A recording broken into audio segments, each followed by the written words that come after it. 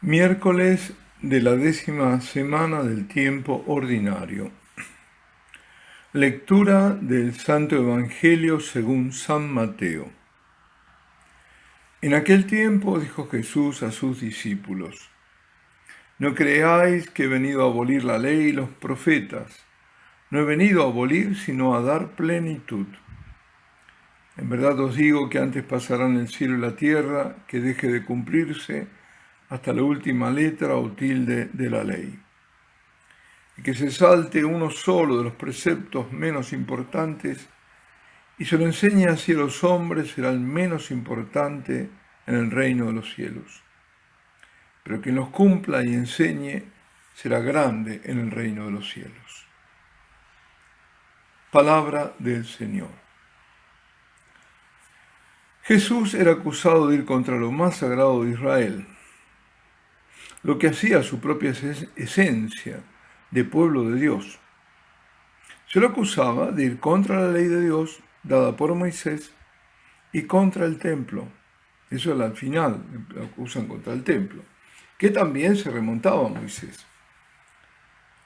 El templo antecesor directo del templo fue la tienda del encuentro, o también llamada de la reunión. Cuando Moisés entraba en la tienda, bajaba la columna de nube, dice el libro del Éxodo, y esta era la señal de que Dios acudía al encuentro con Moisés. Cuando el pueblo veía la columna, todos salían de sus tiendas y se postraban en adoración. En la columna de nube debemos ver nosotros la anticipación del sacramento eucarístico.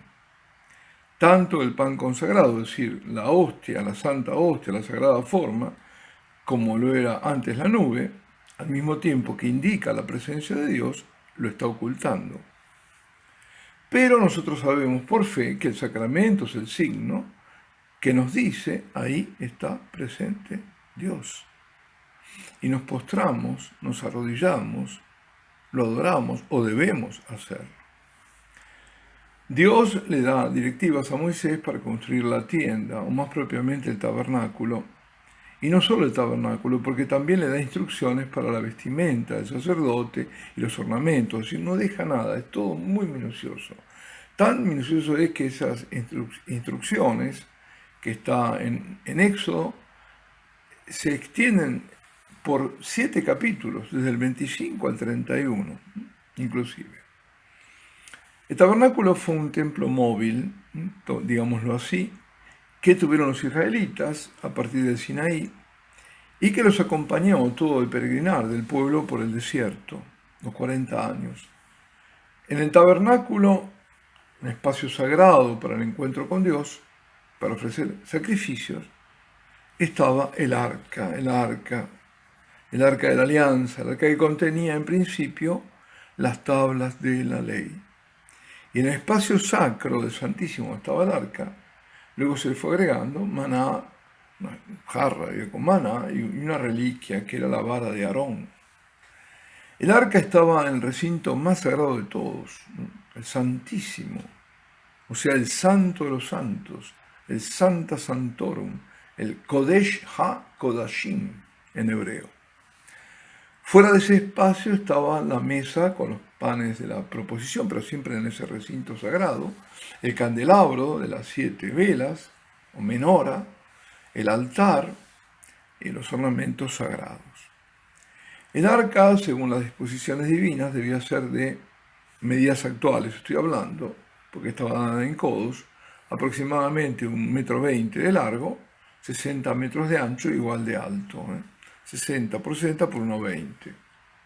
Madera de acacia, revestida de láminas de oro, con anillas para los varales, eran 4, es decir, 2 y 2 en cada lado, cuando era transportada, y los varales debían estar siempre listos en el arca, puestos ahí.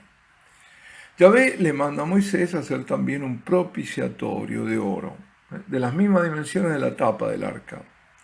Y le dice: pondrás el propiciatorio sobre el arca, y dentro del arca el testimonio que yo te daré, que son las tablas de la ley.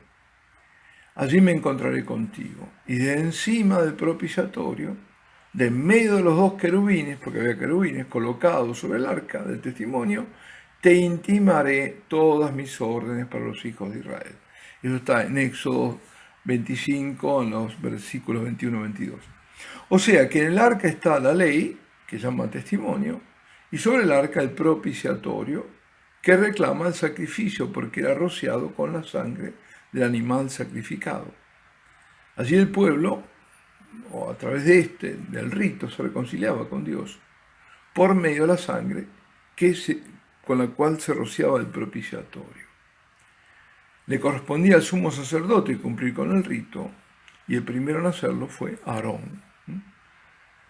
Leemos en Levítico que debía Aarón ofrecer un becerro para hacer expiación del pecado de él mismo, de su casa, y luego debía incensar el arca, de modo que la nube de incienso cubriese el propiciatorio, que hay todo un rito de purificación es y decía que debía hacerlo para que Aarón no muera.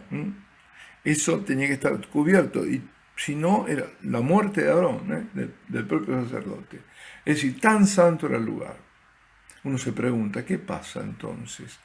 Porque todo esto son figuras de realidades que además incluso ocurrieron. No se puede tocar el arca de la alianza, so pena de morir, si era un profano. Entonces, ¿qué pasa cuando se profana el Santísimo? ¿Qué pasa cuando se profana la Eucaristía? No estoy hablando de sacrilegios terribles como estamos viendo. Ahora en Posadas he visto que últimamente hubo uno. Sino que podemos decir, cuando se profana la Eucaristía, se muere a la gracia, se comete un pecado gravísimo, gravísimo. ¿Por qué? No hablo de grandes sacrilegios, sino de profanaciones, de meter manos profanas en lo que es sacratísimo. Sigo. Luego debía Aarón tomar la sangre del becerro y rociar el propiciatorio con el dedo, o sea, la aspersión, pero con el dedo, para que no fuera tanto, sino. Después sacrificar un macho cabrío por el pecado del pueblo, el primero becerro para él y por su familia, luego un macho cabrío por el pecado del pueblo y hacer lo mismo con la sangre que había hecho con el becerro. Y dice textualmente, así purificará el santuario de las impurezas de los hijos de Israel y de sus transgresiones y de todos sus pecados. Eso está en Levítico 16:16. Cuando Moisés entraba en la tienda del encuentro, oía la voz de Dios que le hablaba desde por encima del propiciatorio. También a Josué le habló. Ya estaban en ese momento en la tierra prometida, ya habían atravesado el Jordán. Y Josué estaba desconsolado por la derrota infligida a Israel, ya dentro de la tierra, y se postró delante del arca, lamentándose y llorando. Y Yahvé le habló y le dijo que claro, la derrota era porque no había cumplido Israel lo que Dios le había dicho hacer. Bueno, ya he erigido el templo, aquí estamos con la tienda, con el tabernáculo, ya he erigido el templo. Solo al sumo sacerdote le estaba permitido acceder al arca, y en un solo día al año. Pero no para hablar con Yahvé o escuchar su voz, sino para cumplir con el rito de la expiación de los pecados del pueblo. Esto acontecía en el día justamente de la expiación, que es el Yom Kippur, también llamado Día del Perdón. Mientras los israelitas fueron nómades, o más que nómades, digamos, peregrinos, con un destino, el de la tierra prometida, tuvieron que peregrinar mucho. ¿Por qué? Porque eran rebeldes. Podrían haber llegado mucho antes, pero tuvieron que hacer 40 años lo que podrían haber hecho en semanas, ¿no? Para llegar de un punto a otro. Y lo primero que hacían, en levantarse cuando iban a una nueva etapa, para emprender el camino, era el arca. En ese momento se posaba la nube y todo el pueblo la seguía. Y así con el arca por delante, llevada por los levitas, hoy diríamos los sacerdotes ministeriales, nosotros los sacerdotes, diríamos hoy. Así pasó todo el pueblo del río Jordán.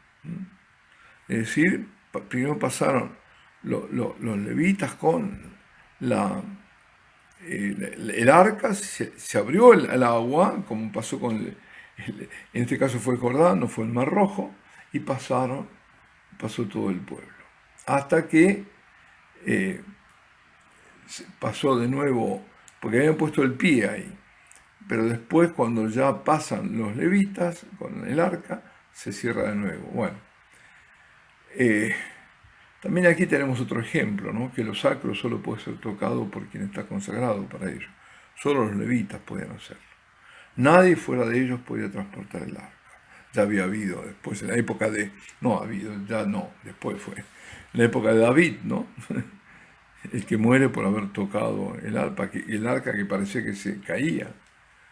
Pues bien, el tabernáculo con el arca y todo lo demás en el siglo X a.C. pasó al templo construido por Salomón en Jerusalén. Ese fue el primer templo. Ese templo fue destruido por los invasores y en el tiempo de Jesús había sido levantado sobre las ruinas del interior un magnífico templo por Herodes el Grande. A pesar de todas las vicisitudes y los agregados, porque hubo agregados, había perfecta continuidad con el templo móvil de Israel en el desierto. Había sido querido, mandado elevar en sus mínimos detalles por Dios mismo.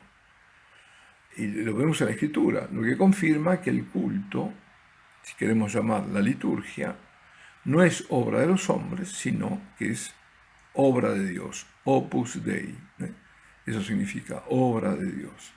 No somos los sacerdotes, para decirlo de otro modo, dueños del culto, sino servidores del culto del mismo. Por eso es lamentable y es de repudiar los que se adueñan del culto y los que hacen aberraciones de él, de lo más sagrado. Es un pecado muy grave. Pero no solo habla el Señor Jesús, no habla de la Torá solamente, es decir, de lo que sería el Pentateuco, sino de la Torá y los profetas que no vino a abolir. Dice, no vino a abolir la ley ni los profetas. El Señor dice eso, no vino a derribar nada de eso. Deberán ser ofrecidos, por lo tanto, sacrificios a Dios para el perdón de los pecados, sacrificios de comunión con Dios, sacrificios para pedir gracias y obtener misericordia. Nada de eso ha de ser quitado, pero llegará la hora, como le dice el Señor a la samaritana, que ese culto será perfeccionado infinitamente porque a Dios se lo adorará y se rendirá culto a Él en otro templo, el de la nueva alianza, como explica magníficamente el autor de los Hebreos, de la carta a los Hebreos. El sacrificio no será de animales irracionales, sino del Cordero de Dios, de Jesucristo, el único sacrificio agradable al Padre, por el que podemos nosotros alcanzar el perdón de nuestros pecados y obtener la salvación. Dice así, no has querido sacrificio ni holocaustos, o sea, refiere a los de las antiguas alianzas, y me has dado un cuerpo y por eso he venido, Dios, para hacer tu voluntad. Bueno, eso es la interpretación que, la cita textual sería esta, que es Hebreos 10, 4-7. Porque es imposible que la sangre de toros y de machos cabríos quite pecados. Por lo cual dice al entrar en el mundo Jesucristo, ¿no? El verbo eterno. Sacrificio y oblación no los quisiste, pero un cuerpo me has preparado. La encarnación. Holocaustos y sacrificios por el pecado no te agradaron. Entonces dije, he aquí que vengo, así está escrito de mí en el rollo del libro, para hacer, oh Dios, tu voluntad. La encarnación, el misterio de la encarnación. El Hijo Eterno tiene que recibir el cuerpo humano para todo, ¿para qué? Para el culmen de todo, no solo enseñar, sino darse en sacrificio al Padre, hacer la voluntad del Padre es esa. Y para mayor claridad sigue el texto de Hebreos diciendo, y abro cita, habiendo dicho arriba, sacrificios y oblaciones y holocaustos por el pecado no los quisiste, ni te agradaron estas cosas que se ofrecen según la ley, continúo diciendo, he aquí que vengo para hacer tu voluntad, con lo cual abroga lo primero para establecer lo segundo. En virtud de esta voluntad hemos sido santificados una vez para siempre por la oblación del cuerpo de Jesucristo. Cierro cita. Por eso el Señor no viene a abolir, sino a dar plenitud, a cambiar la figura por la realidad. Resumiendo, la ley son los mandamientos que Dios imponía observar, y en el templo el lugar de los sacrificios de expiación por las desviaciones, incumplimiento de la ley, de comunión para unirse a Dios y de propiciación para alcanzar la benevolencia de Dios. Por eso, las autoridades del pueblo eran los que interpretaban la ley, o sea, los escribas, los doctores de la ley, los que se decían fieles observantes, como los fariseos o los celotas, y los sacerdotes, en su mayoría saduceos, que ofrecían sacrificios. Observantes cada uno a su modo, porque las discrepancias eran fenomenales. Y ni que hablar de los esenios, los eremitas de Qumran, que rechazaban el culto de Jerusalén por considerarlo contaminado e impuro. Pues el Señor no vino a abolir el culto ni los sacrificios, como vimos, sino a darles el verdadero significado, a perfeccionarlo. Y de hecho el viejo templo de los antiguos sacrificios, ese fue abolido. De hecho, el sabio judío medieval Maimónides, a quien otro sabio, Tomás de Aquino, casi su contemporáneo, porque Tomás nació 20 años después de la muerte del judío español, mucho cita, llamándolo Maestro Moisés. Y este Maestro Moisés, Maimónides, consideraba que los antiguos sacrificios del templo de Jerusalén habían quedado abolidos para siempre. Ahora nos enteramos que hay un movimiento judío que quiere construir el tercer templo y volver a los antiguos sacrificios. Bueno, por eso dejémoslo ahí. Jesús, en definitiva, vino a purificar la ley fundamental de Dios, que la resume en el amor a Dios y el amor al prójimo, de todos aquellos preceptos humanos que apartan de lo fundamental y que provocan la ilusión de santidad a quienes los observan, entre comillas. Viene a quitar el engaño para llevar a la verdad que aquellas almas puedan llegar en ese momento a asimilar. Luego vendrá el Espíritu Santo que Él junto al Padre enviará para que aquellos que hayan creído en Él y en su máximo testimonio en la cruz lo reciban y el Espíritu que es Espíritu de verdad, los lleve a la verdad entera. Por eso, porque no vino a abolir la ley de Dios, sino los agregados humanos, es que, como enseña San Pablo, Jesús aceptó la circuncisión para mostrar la veracidad de Dios, confirmando las promesas que habían hecho los patriarcas. Cristo se hizo servidor, dicen Romanos, de la circuncisión en atención a la fidelidad de Dios, para llevar a cumplimiento las promesas hechas a los patriarcas. Es decir, Dios es fiel a sus promesas.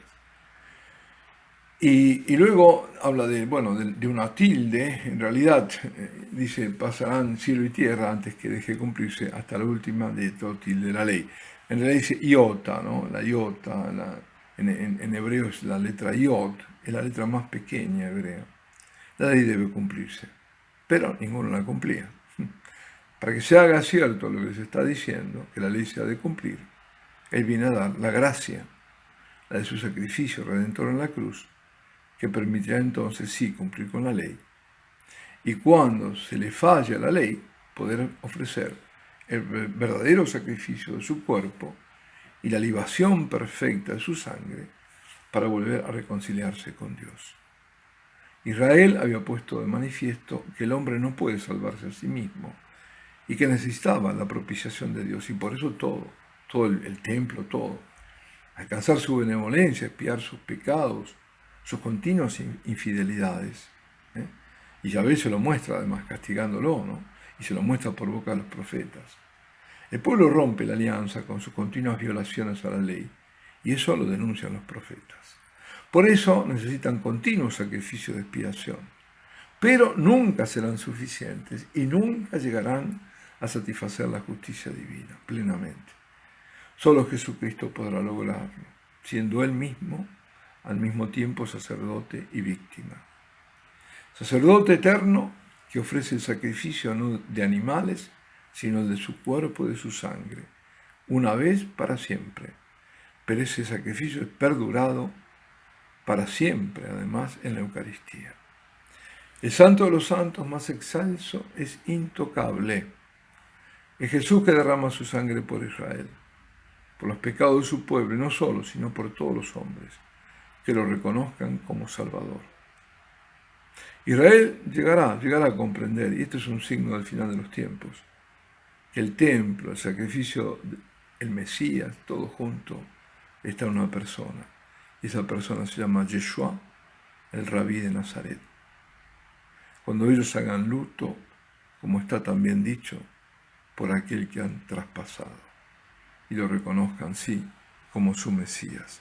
Alabado sea Jesucristo, y la bendición de Dios Todopoderoso, Padre, Hijo y Espíritu Santo, descienda sobre vosotros y permanezca para siempre.